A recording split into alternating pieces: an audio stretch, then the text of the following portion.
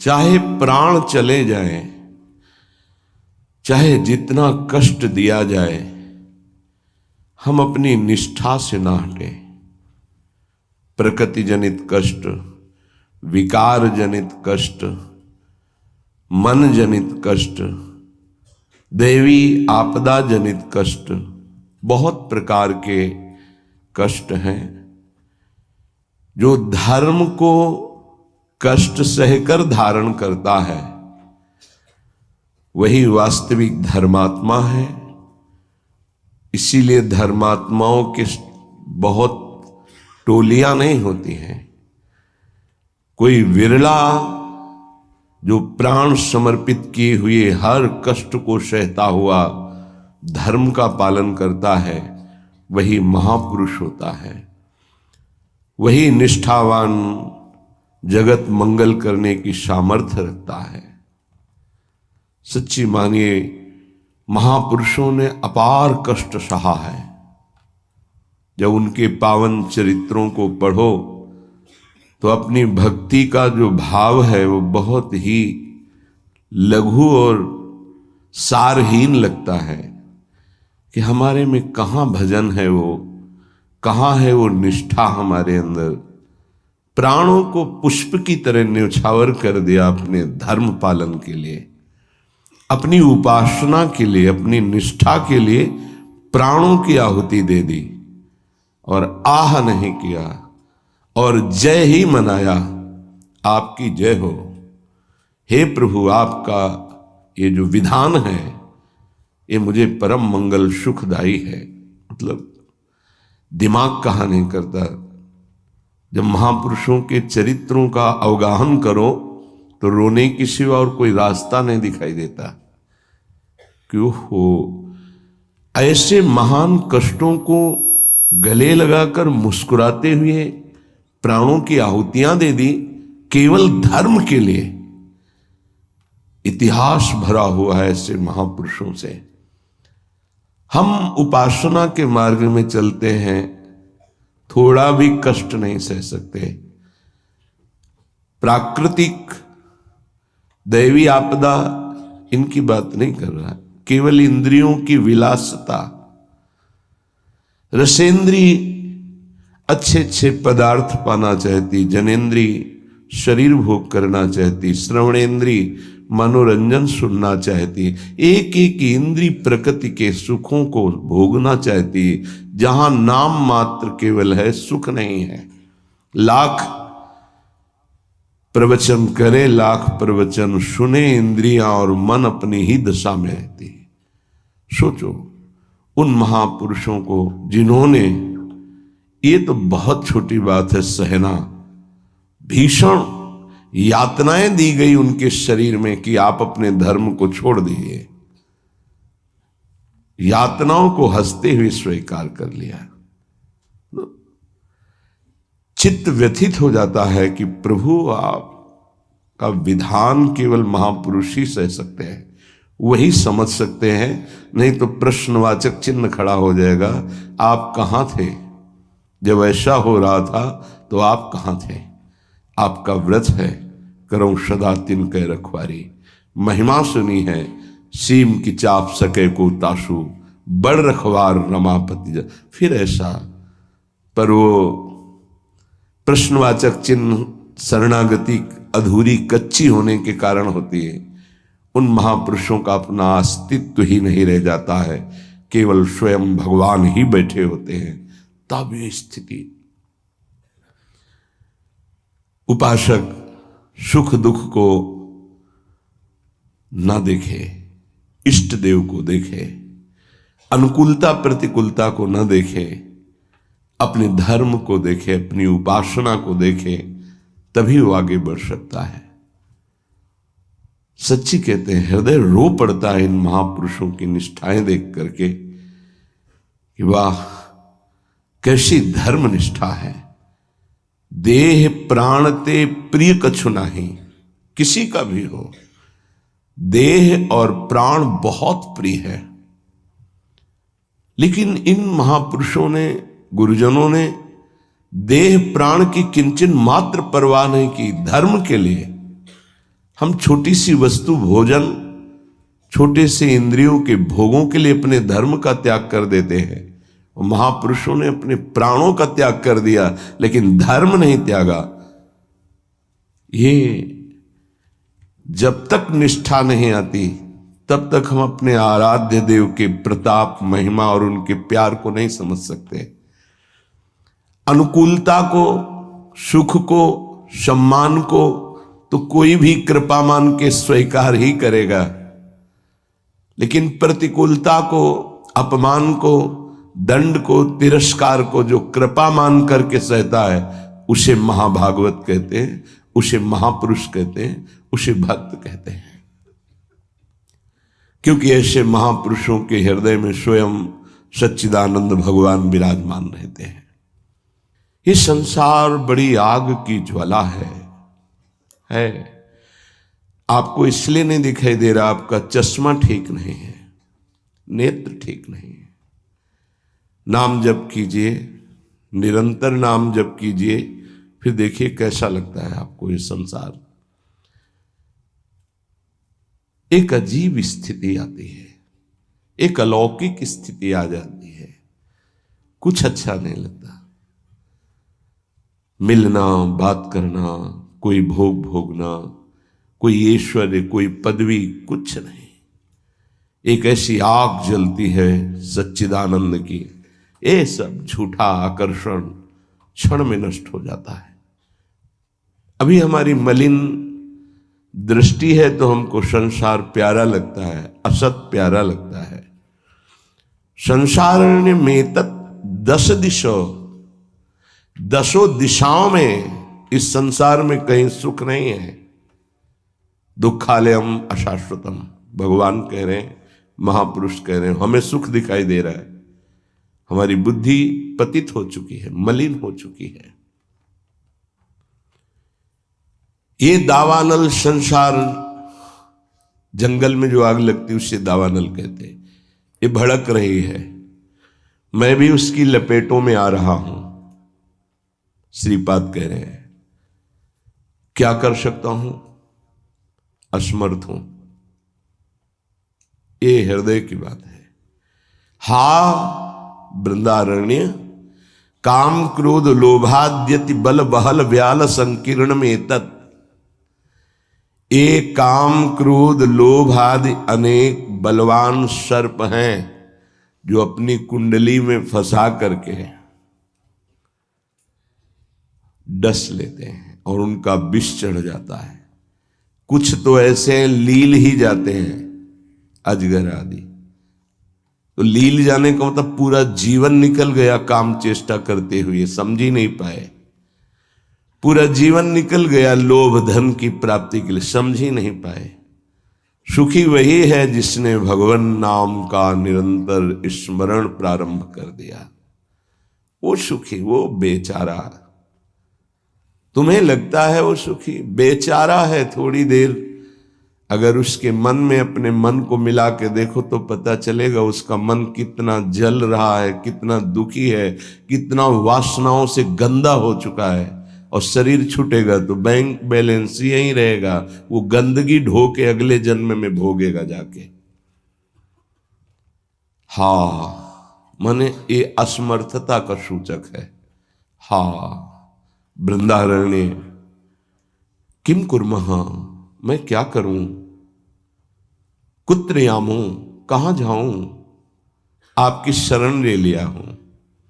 ये काम क्रोध लोभ आदि ये हिंसक पशुओं की तरह हम पर टूट पड़े हैं, या ब्याल वहल ब्याल संकीर्ण में तत्, इन्होंने हमें फंसा लिया है। देखो महापुरुष ये निर्विकार हैं, ये हमारी स्थिति को भांप कर बोल रहे हैं ऐसा। ये काम क्रोध लोभ आदि ये ब्याल सर्प की तरह मुझे अपने में बांध लिया है। जब सर्प बांधता है तो प्रतिपल वो अपने पाश से कसता जाता है, उसकी हड्डियां चूर चूर होती जाती है, फिर वो उसे निगल जाता है। ऐसे ही काम क्रोध लोभ मोह मद मत्सर ये ब्याल की भांति हमको फंसा चुके हैं। हम असमर्थ हो चुके हैं और हमको डस लिया है, इसलिए जहर चढ़ गया है, मेरे को कोई झुका नहीं सकता, मैं धनी हूं, ऐसे न जाने कितने जहर की तरंगें उठ रही हैं। कहां जाऊं, क्या करूं? हे हरि, हे हरि, हे वृंदावन धाम, आपके सिवा मुझे कोई शरण में स्वीकार नहीं कर सकता। पक्का कोई स्वीकार नहीं। सब स्वार्थ के वशीभूत है, सब असमर्थ हैं। कौन मेरी रक्षा कर सकता है? क्योंकि अगर किसी को पुकारूं कि मेरी काम से रक्षा कर दो तो खुद काम से पीड़ित है।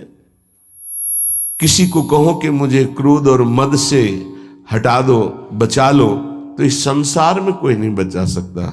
दो ही हैं बचाने वाले, हरि या हरि के प्रेमी जन, दूसरा कोई नहीं। तुम्हार सेवक असुरारी, स्वार्थ रहित जग जुग उपकारी। जुग माने दो।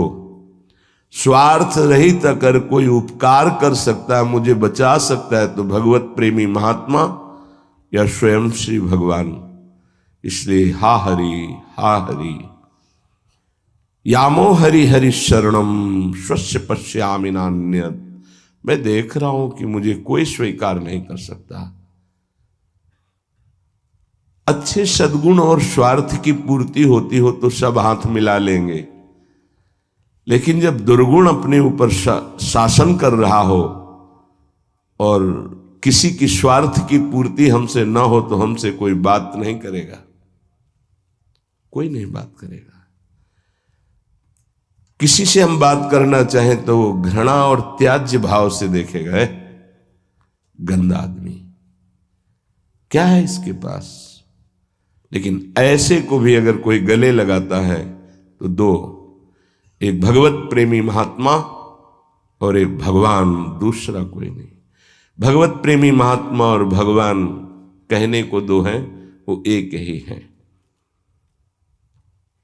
या तो हित तो कीजय कमल नयन सो, जा हित आगे सब हित लागे फीको, कह हित कीजय साधु संगति दो, जो कलमश जाए सब जी को। दो की ही बात स्वामी हरिदास जी महाराज ने भी की है। या तो कमल नयन बांके बिहारी से अपनापन कर लो, हित कर लो, प्रीति कर लो, वो स्वीकार कर लेंगे, आप कैसे भी हो वो गले लगा लेंगे। और या साधु संगति सो, वो भगवान और भगवान के जनों में अभेद है, तस्मित् तज्जने भेदा भावात्, वो वही हो जाता है उनके चिंतन के प्रभाव से। तो जैसा स्वामी का स्वभाव वैसा सेवक का स्वभाव, जैसा स्वामी का प्रभाव वैसा सेवक का प्रभाव हो जाता है। हरि और हरि प्रेमी संत जन, ये दो ही हैं जो शरण में स्वीकार करके महापापी को भी परम पद में आरूढ़ कर देते हैं। इसलिए हे वृंदावन धाम, आपसे प्रार्थना करता हूं, आप मुझे स्वीकार कर लीजिए और भगवत प्रेमी महात्माओं का संग दीजिए। धन्य है वो, प्रशंसनीय है जिन्होंने आपकी कृपा प्राप्त कर ली है। वृंदावन की कृपा रसिक संग सुखकारी, पक्का समझना। श्रीधाम वृंदावन श्री लाडली जी की कृपा से आना होता है और धाम की कृपा से भगवत प्रेमी महात्मा का संग मिलता है। ये धाम के शरणागत जितने प्रेमी जन हैं, धाम कृपा न करे तो पास से निकल जाएंगे, आप जान भी नहीं पाओगे। जब धाम कृपा करता है तो प्रकाशित कर देता है। जिसका कल्याण करवाना होता है उसके सामने उसका वैभव, उसका प्रभाव, जिससे उसकी श्रद्धा और विश्वास दृढ़ होकर उनके चरणों में समर्पित हो जाए। जब किसी महापुरुष का आश्रय दृढ़ हो जाता है तो फिर एक काम क्रोध लोभ मोह मद मत्सर थर्राने लगते हैं। इनकी सामर्थ्य नहीं होती। ये भगवत शरणागत पर तो परीक्षार्थ प्रभाव दिखा सकते हैं, लेकिन भगवत प्रेमी महात्मा की शरणागति जिसने स्वीकार की, वहां परीक्षा भी नहीं, क्योंकि उनकी दृष्टि रहती है। हम तभी परास्त होते हैं जब उनकी अवहेलना कर देते हैं। महापुरुषों की अवहेलना ही काम क्रोध लोभ आदि को आक्रमण करने का अवसर देती है। यदि हम महापुरुषों के अधीन वृत्ति रखें तो काम क्रोध आदि की वृत्ति का प्रवेश भी नहीं हो सकता। बड़ी सामर्थ्य है भगवत प्रेमी महात्माओं के सानिध्य में, सच्ची बात मानना। क्योंकि अनंत महिमा युक्त प्रभु का नाम, प्रभु के चरणारविंद का आश्रय दृढ़ होता ही उन्हीं से है। भजन न होई संग बिनु भजन बिना नहीं प्रेम। ये जो प्रेम मूल यह नाम है, प्रेमी रसिक जपत यह नाम, प्रेम मगन निज बन विश्राम, श्री हरिवंश जहां रहे। ये प्रेम का मूल नाम मिलता ही प्रेमी महाभागवतों से है और उसका प्रभाव प्रेमी बना ही देता है, निर्विकार बना ही देता है। भला मृत्यु दंड जैसा सामने भय उपस्थित हो और फिर कोई नाम कीर्तन कर रहा हो, कैसे आश्चर्य की बात है कि शरीर को बड़ी पीड़ा पहुंचानी, बहुत प्रकार से प्रताड़ित करना, नाना प्रकार के दुख एक साथ उपस्थित हो जाए और वो गीत गा रहा हो, बड़ा मुश्किल। ये निष्ठा का प्रभाव होता है। नाम जिसके हृदय में गुरुदेव प्रदत्त नाम प्रकाश कर दिया, कल से शाम टाइम से बहुत हृदय व्यथित हुआ जब महापुरुषों के चरित्रों को अवगाहन हुआ, तो बार बार केवल रोना ही आ रहा था कि आप जैसी निष्ठाएं अगर किनका मिल जाए तो जीवन धन्य हो जाए। कल गुरुदेव तेग बहादुर सिंह जी महाराज का पावन चरित्र एकदम भाव में आया, पढ़ रहे थे। कश्मीर के पंडितों को जब औरंगजेब ने हुक्म किया कि सब इस्लाम धर्म को स्वीकार करो नहीं तो कत्लेआम कर देंगे, और किया उसने बहुत कत्लेआम, समय दिया उसने। भागे वो लोग। उस समय महामहिम गुरु गादी पर तेग बहादुर सिंह विराजमान थे, उनकी चरण शरण में आए और कहा आप ही हमारे रक्षक हो, आप ही हमारी रक्षा कर सकते हो। उन्होंने कहा जाओ और बादशाह से कह दो। पूरा चरित्र तो बड़ा है कि अगर तेग बहादुर सिंह को इस्लाम स्वीकार करवा दो तो हम बिना किसी शर्त के सब कश्मीरी पंडित आपकी आज्ञा का पालन करेंगे। एक को परास्त कर दो तो हम सब परास्त ही हम स्वीकार कर लेंगे। फौरन उसने बहुत ही अन्य धर्मों की तरफ उसका नकारात्मक भाव था। उसने आदेश किया बंदी बना के तुरंत तेग बहादुर सिंह को दिल्ली में उपस्थित किया जाए। सैनिक गए। बल विक्रम गुरु गादी में प्रथम से चला आ रहा है। उनके पार्षद और उनकी सेना तेग बहादुर सिंह की, स्पर्श नहीं करोगे। गुरु तेग बहादुर सिंह के सामने शर्त रखी कि बादशाह के सामने तुम चलते हो या तुम्हें बंदी बना के ले चले। उनका तुम चलो, हम सत्य पर चलने वाले हैं, हम स्वयं चल के आ जाएंगे, तुम्हें बंदी बनाने की जरूरत नहीं। बहुत ही नाम कीर्तन होते हुए, भगवत भक्ति का प्रचार करते हुए, खूब झूमते हुए पहुंचे। बादशाह ने तत्काल उनको काबू में किया। देखा कि अब वो तो अपने वैभव के साथ बंदी बना लिया और कहा हमारे धर्म को स्वीकार करो। तो उनका दुनिया में यदि एक ही धर्म चलाना होता तो भगवान ने अन्य धर्मों की स्थापना क्यों की? इसका मतलब है अपनी अपनी जगह अपने धर्म का पालन करना परम कर्तव्य है। तो तुम अपने धर्म में मुझे कैसे बदल सकते हो? तुम्हारी सामर्थ्य नहीं है। बड़ी कष्टप्रद परिस्थिति प्रकट की उसने, बहुत ही क्रूर कर्मी। एक नहीं, बहुत महापुरुषों को बहुत प्रकार से दंड दिया है इसने। एक लोहे के पिंजड़े में गुरु तेग बहादुर सिंह को बंद कर दिया। सैनिकों को, उसके पास अपार सैन्य बल था, तत्काल बंदी बना लिया गया। बहुत दिन तक उनको प्रताड़ित किया गया लोहे के पिंजड़े में, बहुत तरह से।